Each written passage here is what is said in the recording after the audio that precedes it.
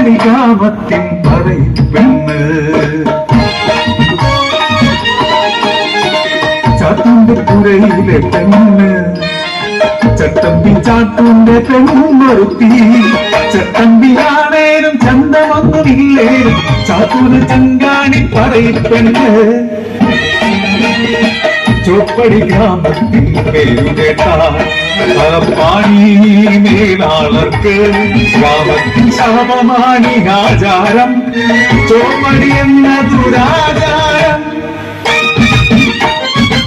പെണ്ണോട് തീണ്ടാരി പേറിയാല് നാലുണ ചോപ്പടി കഴിയണം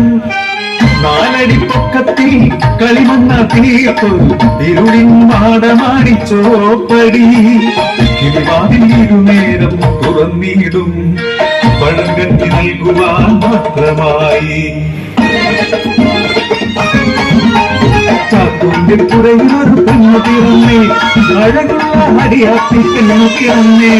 ചട്ടമ്പി ചാത്തൂന്റെ ചമ്പലിക്കും പൊന്നിന്റെ പാടിയ പുഞ്ചിരി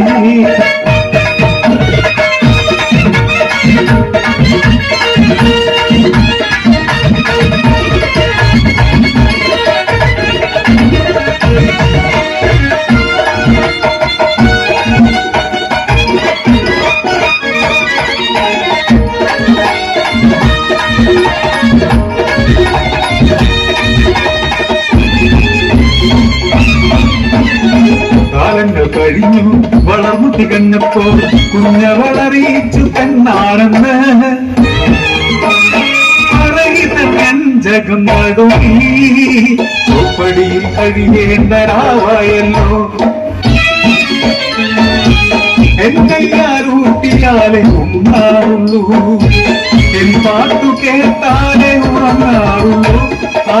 കുഞ്ഞിനെ ചോപ്പടിയിൽ അടക്കാരോ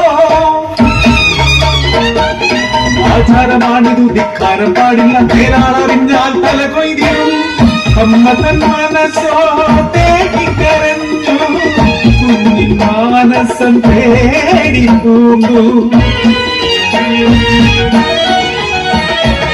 ഇരുളിനെ എനിക്കു പേടിയാണമ്മേ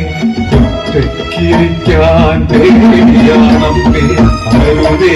എന്നെ അടയ്ക്കരുതേ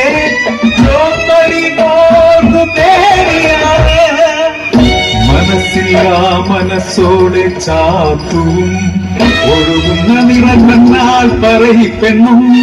നാട്ടാചാരം നടത്താനായി കുഞ്ഞിനെ ചോപ്പടി അടച്ചിടുന്നു നാളുകൾ കണ്ടു കഴിഞ്ഞു മൂന്നാം കഴിഞ്ഞു മാലമാളിൽ കിഴക്കിലക്കിരുന്നു പാദസ്ഥലം പണിതു കാത്തിരുന്നു ചോപ്പടി തുറന്നു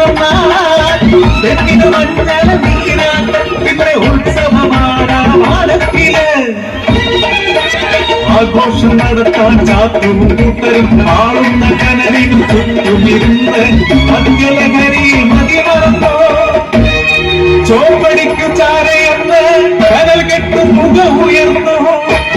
പാടത്തിനുള്ളിൽ മുഖമിറങ്ങ് ശ്വാസം തിന്നാതെ കുട്ടിപ്പെട്ട് മരിച്ചുവല്ലോ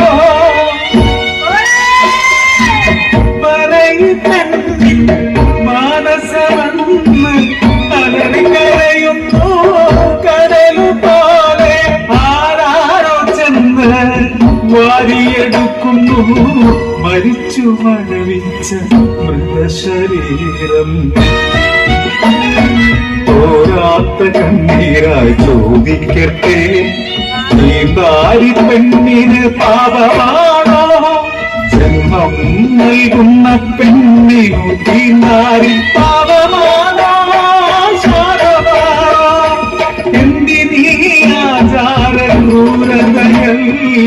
എന്തിനീ ആചാര ക്രൂരതകൾ